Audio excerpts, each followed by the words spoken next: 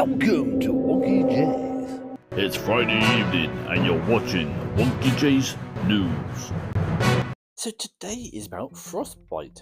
It doesn't have to be out in the on Antarctic and all the rest of it. It can be happening in the UK, especially if you go to climb some of the UK mountains or up in Scotland where it gets rather frosty and rather cold. It's an injury to your skin, and it's where the living tissue is allowed to freeze. So you can get it from temperatures below freezing point, and also when the wind chill factor comes in, that can affect it greatly.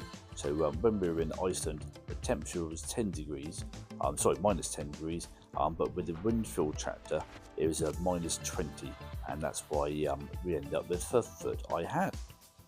Now, if you do get frostbite, you can take medications like ibuprofen, tetanus vaccine, ibuprofen, and but you can also do stuff like rewarming and at the worst case sometimes surgery. So sometimes the actual area has completely died and has to be cut off. Now that sounds really nasty. I hope it don't get frost till. Here's the video. Oh, hold on, it's the wrong video. Hold on, run 3T. Go to adverts. No, okay, coming back in a minute. You're most likely to get frostbite between the ages of 30 and 50, but of course this is just a statistic, but also they're based it on that you're actually going to be doing all these activities between those years, stuff like being out and about, out to exposing certain temperatures, certain sports or homelessness. If you're not at that age, then obviously you're not going to get frostbite.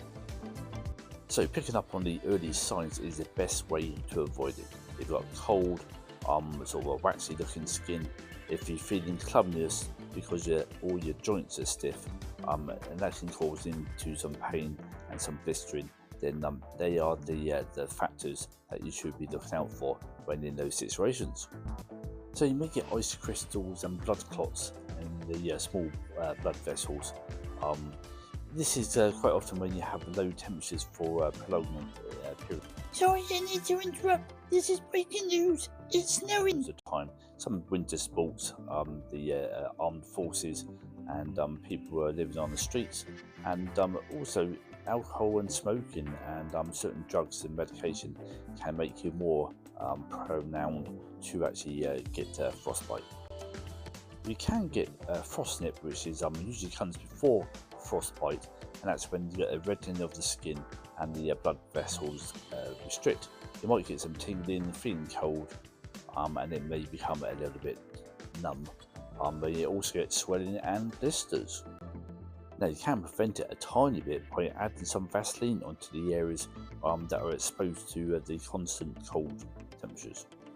If you believe you got it, the first point of attack is to warm up the area for 30 minutes. If it's an area that you can fit into some warm water, then go for that. That's a good option. If it's not, then some warm clothing over that area.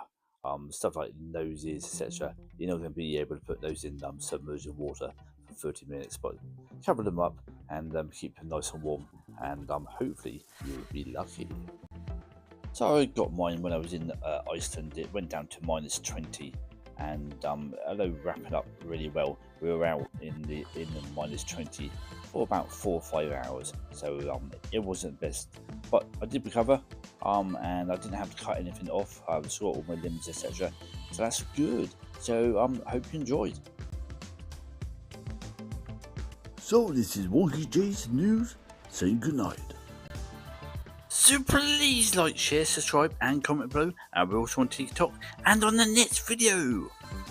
We meet a man who can read a whole book within 5 seconds. Find out how he does it only on Wonkeyjase. Bye bye for now.